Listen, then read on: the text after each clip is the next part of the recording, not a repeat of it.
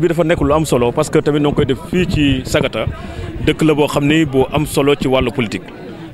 di ko ñu ko organiser nekk na ay responsable yoo xam ne yu mag yu nekkoon fii ci dëkk bi te barki Dembo Ndiaye ba fi Idriss Seck di jaar ak caravane am noom noo ko teerte woon muy waa grand parti boo xam ne Abdou Cissé Ndiaye moo ko jiite ak Mor Gueye bi nga xam ne UJTL PDS moom moo ko yore ak yeneen yoo xam ne mouvement yu fi nekk yoo xam ne ci bu yeneen parti leen bokk loolu lépp dafay wane ni solo rencontre bi am na solo ndaje bi ndax dina wane ni tey am na lu soppeeku ci biir Sagata ndax tey waa Sagata gi yëpp mag ak ndaw ak fu waay mënti bokk ñëpp àndandoo na ni Macky Sall tey ji mooy seen candidat moom lañ bëgg a jël fal ko dès le premier tour bu dimanche jotee mu am ndam lu rëy fii ci Sagata loo xam day weesu njottam. xam nga loolu tamit amoon na fi ndax élection yi passé la woon te boo leen xoolee muy commune Sagata ak commune Kébémer moo nekk li nga xam ni ci dañuy xeex. ndax am nañ yaakaar bu baax a baax ni bi paa dañ koy gagné ndax soo xoolee tey suñu ndaje bi lépp lu nekkoon parti ba mouvement ba képp ku doon yëngatu te faloon ñi fi nekk ki tey jii nga xam dafa xëy ànd ak Idriss Seck ni lay ànd ak moom ki ñi ko faloon noo taxaw tey ñi ko teertoon barki dem mu ànd ak ñoom ni nañ ko jàppale ci teertu bi ñooñu noo taxaw tey ni ko wan nañ la ginnaaw noonu Macky Sall lañ àndal kon xam nga ni fii ku yaakaar ni opposition da koy gagné da ngay nax sa bopp bu dee Kébémer la xam nga ni am na lu fa am mooy boo xoolee mairie ba ñaari adjoint yëpp bàyyi nañu kenn ki premier adjoint deuxième adjoint ñëpp fekk si nañu population Kébémer muy xale muy mag muy ndaw noonu ñëpp jóg nañu ànd ak ñun ci liggéey bi ñuy def parce que xam na ni pour defar ab dëkk da ngay ànd ak président de la république moom mooy defar lépp loo xam ne ay jumtukaay la pour tax dëkk ba dox moom moo ko yore kon ñoom ñëpp ànd nañu ñun te élection yi jëm 19 communes yi nekk Kébémer yëpp ci département bi ñun ñëpp den àndandoo jël président Macky Sall fal ko dès le premier tour ak score boo xam ne 60% sax dina ko weesu. Kébémer moom dëkku maître Abdoulaye Wade waaye sama dëkk la ndax man it fa laa juddoo ñun ñëpp fa leen juddoo kon dëkku ñëpp la. ndax Abdoulaye Wade nekk na koo xam ni liggéey na pour Sénégal liggéey na pour Kébémer yëkkati na tour Kébémer tour Sénégal foo xam ni quand même gàcce ngalaama waaye nag yaakaar naa ne am réew ba ab dëkk duñu benn doom laay am rek mu baax ñi te ñëpp bon comme que moom yàlla dogal na moom la waroon def na ko te ñoo ko ci sant ci gërëm am na yeneen doom yoo xam ni ak juddu nañ fa màggee nañ fa am beneen yéene goo xam gu ëpp gu amoon xanaa kay moom yéene moo doon Sénégal bu ma fi jógee Kébémer na am yeneen doomu Kébémer yoo xam ne dinañ jël sama woy ba foo ma tegoon Kébémer nu weesu foofu loolu tax a jóg te ci loolu lañ nekk te am nañ yaakaar bu baax a baax ni Kébémer dina soppeeku beneen xar kanam tàll nañ suñu loxo président la Macky Sall parce que duñu gën a gore li nga xam ne def na ko ci Kébémer mu ci wàllu wu ne wàllu éducation wàllu santé wàllu infrastructure PUDC mu ñëw lancé ko fi ñëw taxawal nu jëmmal nu nun daal duñu jam naa ni bu soobee yàlla lépp loo xam ne soxla na ko Kébémer dañ ko def di leen jël Kébémer ak commune de Sagata département de Kébémer teg ko ci loxoom mu am ndam lu weesu loo xam ne njottam la nun dinañ dem dépassé 60% ndax lu tax ñu wax loolu du dañ ko tegoon ko ci ay lépp parce que ku mel ni fii nga xam ne depuis 2012 Macky Sall moo koy gagné département de Kébémer te ban koy gagné it fekkoon na fi am na ñoo xam ne dañoo xëccoog ñoom te ñi daan xëccoonteel ñëpp ñëw nañu te ji fi ma taxaw mooy Sagata ñi tax tey ji naan Sagata opposition lan noo ngi ni mooy xale yi ma wër xale yi noo yëkkati woon yëpp teg ko seen kaw donc tey bu fekkee ñoom ñëpp àndandoo noonu tey di liggéey ànd ak président Macky Sall man waxuma la sax opposition mais dama ni la 60% dinañ def lu ëpp loolu mais nañ ko def ci jàmm ak salaam àndandoo xam ni Sagata am na loo xam ne maa ngi koy yaakaar ci ndam loolu Kébémer am lu ñu ci yaakaar bu ko defee dès le dimanche 24 février ñun ñëpp ñu tàll suñu loxo ni wii Macky Sall bu ko defee tamit lépp loo xam ne yaakaar la ci biir dëkk bi ci wàllu liggéey ci wàllu wér-gu-yaram ci wàllu jumtukaay jigéen ñi xale yi yëpp mën cee jot bu ko defee Sénégal tamit jëm kanam comme Sagata tamit day dem kanam. biir Kébémer def na fa liggéey bu am solo parce que boo xoolee campagne bi defuñu ci lenn luy nuroo ay xumbaay ay meeting ak ay fecc ak ay way jaru ko def nañu ay comité électoraux Kébémer fukki quartier la waaye def na lu tolloog fukki comité électoraux ak juróom nu tas ko daggaate boo xam ne dina tax nu mën cee liggéey dugg ci kër yi waxtaan ak doomu aadama yi dem seeti ñi nga xam ni bokkuñu ci mbir mi waxtaan ak ñoom xamul leen ni kat Kébémer moo soxla lu tax Kébémer soxla mooy président de la République moom mooy defar moom mooy ki nga xam ne moom mooy tabax fu ne moo yore jumtukaay yi moo yore projet yi moo yore moyens yi ñun Kébémer nag nu ànd ak doom yooyu yëpp waxtaan ak ñoom ba tey ji am nañ yaakaar bu rëy bu yaatu parce que ñu bëri fekk nañu ci liggéey boobu xamal ni président Macky Sall gis nañ ko mu ngi liggéey ñoom ci jongeen tey bokkuñu ci kon bépp doomu Kébémer fu mu féetee dañuy ànd ak ñoom féete ak ñoom ci loolu la nekk ñoom te am nañ yaakaar bu rëy nii bu dimanche jotee dinañ fa dégg loo xam ni lu bett doomu aadama yi ci wàllu résultat xamal ni Kébémer ñun ñëpp noo ngi féetee ak Macky Sall président de la République te moom leen bëgg mu nekk suñu président ci juróomi at yi di ñëw. ci Sagata commune de Sagata maa ngi dëkkee fii ci Sagata di jeune bon boo gisee léegi ñu jógee ci grand parti ñëw fekk si Ousmane Cissé ça a été une demande longue bu yàgg la woon mais léegi coalition bi nekkoon muy Idy 2019 dafa am ay problème yi mu am mooy maanaam maire bi nekk na fi bon mi ngi doxalee lu nga xam ne ñun gisuñu suñ bopp ñun parti yi nga xam ne ñoo rallié woon yëpp te itam le choix n'a pas été bon. parti laa man bokk parti Gaydel man ci grand parti laa bokkoon sax laa lay wax yaa ngi dégg léegi nag dañuy dama démissionné man léegi man bokkutuma ci Idy 2019 je suis derrière Ousmane Cissé c'est grâce à Ousmane Cissé que je suis devenu militant de l'APR. li nga gis salle bi xanaa gisoo ko. mbooloo maa ngi noonu jeunesse la jeunesse de Sagata est derrière moi. xanaa ànd ak ñoom xeex bi gagné le 24 pour wan leen ne leen li ñu naqari woon foofu moo tax ñu def li ñu def loolu rek la. li may indil coalition bi comme xëy na force yi dafa diversé woon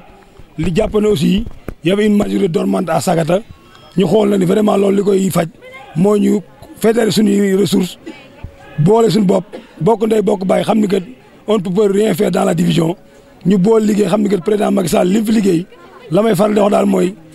kenn mën naa wax Macky Sall li muy def ak suul sama dëkk mais deful dara ci réew moom kenn mënu ko wax kon nag loolu ngi ci liggéeyam xam ni nit ko engagé la fi mu jëlee Sénégal ak fi mu toll ak fa mu jëmee Sénégal wax dëgg yàlla suñu xel doy na ci parce que damay rajo rek le monsieur le directeur waxoon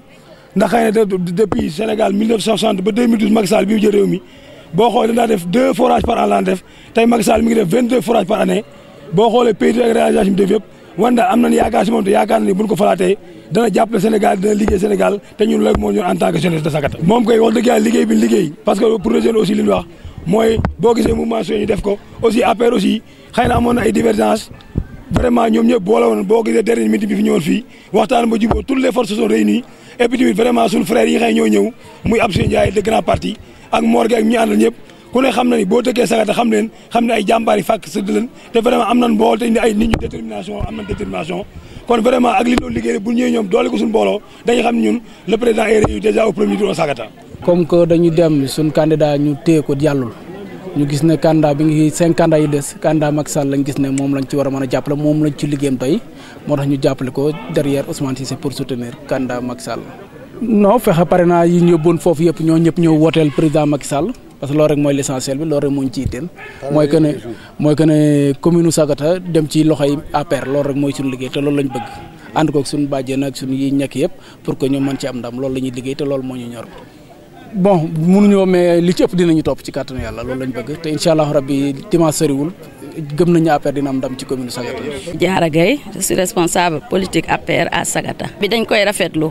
ndax ñun bu yàgg ba léegi ñu ngi ak Macky Sall xamuñu ko ci bi mu nekkee candidat dañu nekk université xam ko génn université xam ko mu nekk président CUS ñu bokk CIS cellule des cadres du PDS boobu lañ ko xam di ko topp ñuy ànd si loolu ba yàlla def tey mu néew nekk candidat présidentiel ñu ànd ak moom di xeex législative yi ñëw ñu gagné ñu fi commune Sagata di ko indi c'est la division ak incompréhension tout ça a été levé tey parce que les jeunes là qui sont derrière moi ñoom ku fi falu ñoo la faloon ñoo faloon maire bi fi nekk kon tey buñ jógee ni ñoom bàyyi nañ ko moom bu tëddee du nelaw te dimanche rek ñoo doon def caravane Idy 2019 kon ñun gëm nañ li ñu wax ñoom te am nañ yaakaar ni la tendance va être renversée ndax ñun Sagata lañ dëkk xam nañ kii xam nañ kuy nekk si dëgg xam nañ kuy wax ci ngelaw li te ces jeunes là ñu ci bëri ils ont leur bac dem université sottiwul ñu ñëwaat Sagata toog fi ñoom ñooy yore Sagata ñooy avenir u Sagata ku ñu bëgg mu falu fi ku ñu dem ni yow lañ ànd rek yaa fii falu kooku man je peux mettre la main sur le feu parce que je les connais très bien juddulu leen bu politique masaan jóg ñun APR bu ñuy dox ñoom ñu nga toog si taatu garab ya waaw duñu sax xool waaw ànd ak Gaydel parce que Gaydel a eu l'idée géniale de louer un appartement pour les étudiants d'abord à Dakar avant de faire sa rentrée politique c'est comme ça qu'il a commencé foofu la amee jeunes yi bi mu ñëwee itam xam nga jeune moom ballon maillot t-shirt cap mu ñëw ñoom ñëpp ñu ànd ak moom parce que ñoom ils n'avaient rien compris mais il a fait ses preuves li mu mën def na ko ba tax ñoom ñëpp tout le monde a vomi Gaydel te mën nañ ko wax fii ils ont compris qu'ils avaient commis une erreur les jeunes là ASC yi fi nekk yëpp mën nañ ma seede ñi dem grand parti jóge fa dem ci PDS man je suis la petite sœur à Ndeye Gueye Cissé mi nekkoon député Mor Gaye mi moo Ndeye Gaye Cissé ñoo doon ànd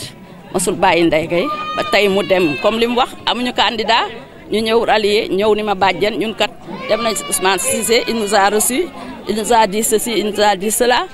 ñun ñëw nañ suba dañuy def mobilisation Ousmane Cissé woo ma jàppale ci ñu jàpp ci jigéen ñi ñëpp ñu woo leen ñu ñëw donc c'est une période de la vie de Sagata qui est en train de s'écrouler parce que tout le monde regrette ñu ngi nii ñëpp mën nañ ko waxal seen bopp waaw ce qui s'est passé loolu nag c'est des choses qui arrivent dans la vie mais man je crois que le 24 au soir Sagata va basculer dans le pouvoir vers le pouvoir parce que APR lii mu fi am nii mosu ko fi am dañ waxante dëgg mosu ko am nit ñi bu ñu leen daan woo dañuy laqatoog di nëbbatoog naan fii laa bokk ak fii la kii seet si na ma mais tey tout le monde a pris ses responsabilités ñëw ñoom ñëpp en plein jour ñëw affiché li nga xam ne loolu gënu sax démb la ak tey mobilisation bi démb ak tey hier vers 16h 17h man la ma Ousmane Cissé woo bi ñu leen woowee tam gis ngeen li fi daje xajuñu sax ci salle bi donc on a vraiment confiance et on est optimiste. Donc nous sommes venus dans la commune de Sagata apporter un soutien à nos amis de la majorité présidentielle, donc des différentes composantes de ce parti. Et nous sommes particulièrement venus invités par des responsables, le coordonnateur du grand parti ici à Sagata et le secrétaire de l'UJTL, donc du PDS, qui sont venus rejoindre la grande majorité présidentielle et qui ont quitté la coalition UDI 2019 et contribué à la victoire du président de la République le 24 février dès le premier tour. Je pense qu'une telle initiative elle est importante parce que nous savons que la ville de Sagata elle est éminemment importante pour le président de la République. Rappelez-vous, depuis Abdou Diouf, aucun président de la République n'est venu dans cette ville. Récemment, voilà presque 1 à 2 ans, il est venu passer une visite ici et rassembler l'ensemble des chefs religieux qui ont exprimé des doléances. Donc c'est une ville qui est portée donc à la considération du chef de l'État. Aujourd'hui, l'ensemble de la jeunesse, des femmes, des partis, à l'unanimité, parce qu'il y a presque plus de partis ici opposant donc le président de la République. Donc si l'ensemble de cette jeunesse se réunit, le grand parti et le PDS réunis, je pense que c'est un moment assez important et politiquement et qui a une signification électorale le dimanche 24 février, donc contribuant à la réélection du président de la République Macky Sall. Non, la commune de Sagata est dirigée par l'opposition. Comme la commune de Kaymer, vous savez que c'est des communes qui ont basculé. La commune de Sagata aujourd'hui, je pense que le maire il est devenu seul. Parce que les jeunes qui sont à mes côtés ont été les responsables avec lui qui ont accueilli la semaine passée Idriss Seck ici. Aujourd'hui, ils ont tourné le dos et ils ont opté pour le président de la République Macky Sall. Concernant la ville de Kaymer, vous savez récemment que nous avons les 2 adjoints au maire. Le premier adjoint et le deuxième adjoint au maire ont rallié et sont au niveau donc de l'APR de la grande majorité présidentielle. Donc nous avons une confiance quand même assez solide par rapport à ces élections. Et pour cette présidentielle, il est certain pour nous que la commune de Sagata et la commune de Kaymer vont rejoindre les 17 autres communes pour que dans l'ensemble du département, le président de la République soit vainqueur. Oui, parce que nous sommes toujours aux côtés des jeunes. La jeunesse est un secteur,